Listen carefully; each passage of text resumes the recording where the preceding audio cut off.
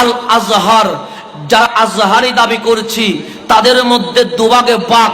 কেউ মিলাদুন্নবী খুঁজে পেয়েছে আর কেউ মিলাদুন্নবী খুঁজে পায় নাই। আজহারের এক নাম্বার যাদের নাম আসে তাদের মধ্যে যিনি অন্যতম, ওনার নাম হচ্ছে আহমদ উমর হাশেম, 1 লক্ষ হাদিসের হাফেজ। এই মিম্বারুল ইসলাম পত্রিকায় মিলাদুন্নবীকে মুসলমানের জন্য ওয়াজিব হিসেবে ফতোয়া দিয়েছেন। আল আজহারে মিলাদুন্নবীর জুলুস করা হয়, আল আজহারে মিলাদুন্নবীর মাহফিল করা হয়। আমি আপনাদের সামনে প্রমাণ সহকারে উত্থাপন করেছি।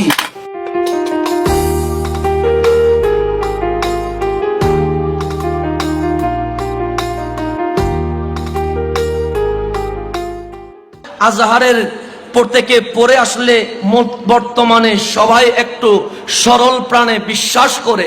আল আজহার, যারা আজহারি দাবি করছি তাদের মধ্যে দুভাগে ভাগ। কেউ মিলাদুন্নবী খুঁজে পেয়েছে আর কেউ মিলাদুন্নবী খুঁজে পায় নাই। তাহলে এখন নাই আর হার মাঝে আসলকে নকলকে চিনতে হলে আমাকে আবার আজহারের দিকে ফিরে যেতে হয়। এটি আজহারের পত্রিকা, নাম হচ্ছে সৌতুল আজহার, আজহারের আওয়াজ। এটা সাপ্তাহিক পত্রিকা সৌতুল আজহার। বের হয়েছে 6 রবিউল আউয়াল 2013 সালে জুমার দিন। আপনারা এখানে একটা ছবি দেখতে পাচ্ছেন। এইদিকে যিনি আছেন উনি হচ্ছেন আল আজহারের গ্র্যান্ড ইমাম, যাকে ইমামুল আকবর বলা হয়। ওনাকে যাকে দেখতে পাচ্ছেন উনি মিশরের সাবেক প্রেসিডেন্ট মুরসি। সবাইকে না মানলেও অনেকে মুরসিকে ভালোবাসে। 2 জনের ছবি দেখতে পাচ্ছেন। ওনারা কোথায়?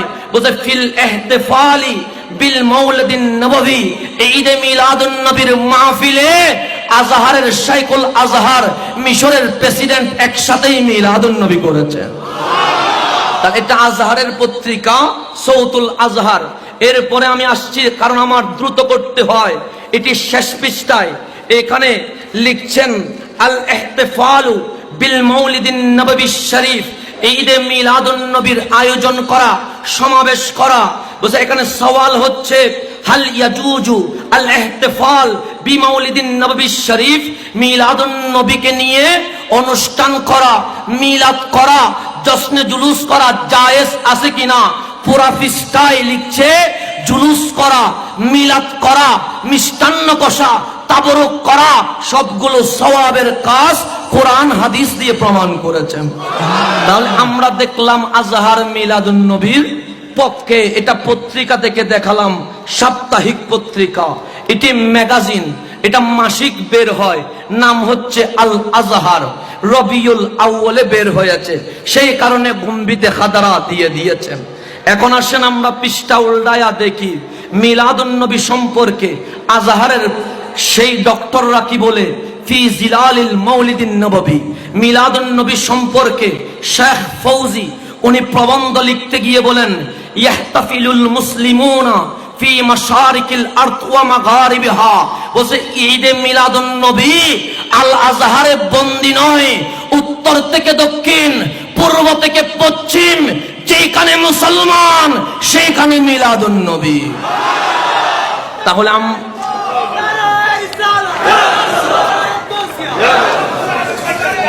এবং আজহারের ম্যাগাজিনে আমি আরো সামনের দিকে যাই, তাহলে আপনাদের কাছে আরো স্পষ্ট হয়ে যাবে যে আজহারের আমরা নাত গাই, মিলাদুন নবীকে সামনে নিয়ে আমরা নাত শরীফ পড়ি, তাতেও তাদের অ্যালার্জি।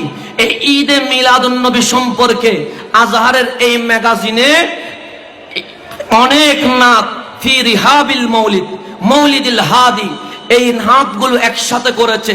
সেখানে কত সুন্দর করে করে হযরতে আব্দুল্লাহ ইবনে আব্বাস রাদিয়াল্লাহু তাআলা আনহুমার শের, হাসান বিন সাবিত রাদিয়াল্লাহু তাআলা আনহুর শের সবগুলো এক করে দিয়ে মিলাদুন নবীর নামে কবিতা লিখে দিয়েছে। তাহলে আমরা আজহারের পত্রিকায়ও মিলাদুন নবী, আজহারের ম্যাগাজিনেও মিলাদুন নবী। আজহার থেকে একটু বের হয়ে আসি, সেইখানে রয়েছে দারুল ইফতা, আপনার ফতোয়া। আমরা তো যেই সেই ফতোয়া দে, মিশরে যেই সেই ফতোয়া দেওয়ার অনুমতি নাই। দারুল ইফতায় গ্র্যান্ড মুফতি রয়েছে। আমরা যখন ছিলাম তখন গ্র্যান্ড মুফতির নাম ডক্টর আলী জুমা, মুফতি জমহুরিয়াত মিসর আরবিয়া, মিশরের গ্র্যান্ড মুফতি। উনি ঈদে মিলাদুন নবী উপলক্ষে একটি প্রবন্ধ সকলের কাছে উন্মুক্ত করে দিয়েছে। এই উন্মুক্তের নাম আল মৌলিদুন নববী শরীফ। ঈদে মিলাদুন নবী সম্পর্কে মিশরের ফতোয়া বিভাগ থেকে এটি উত্তম আর সওয়াবের কাজ হিসেবে একটি ফতোয়া জারি করে দিয়েছে। তাহলে আমরা দারুল ইফতা থেকে পেলাম। এখন আসেন ধর্ম মন্ত্রণালয়, যেটাকে আপনারা ওয়াজারাতুল আওকাফ বলেন। এখান থেকে একটা প্রবন্ধ বের হয়, নাম হচ্ছে মিনবারুল ইসলাম। এটি বের হয়েছে রবিউল আউয়ালে 2007 সালে। এখানে দেখেন, আশ্চর্য হয়ে যাবেন, এই ওয়াজারাতুল আওকাফ, এই ধর্ম মন্ত্রণালয় থেকে যেই বইটি বের হয়েছে, এখানে ঈদে মিলাদুন নবী পালন করতে গিয়ে বিষয়ের নাম দিয়েছে সৈয়দু ওয়ালাদি আদম ওয়া আউয়ালু শাফিন।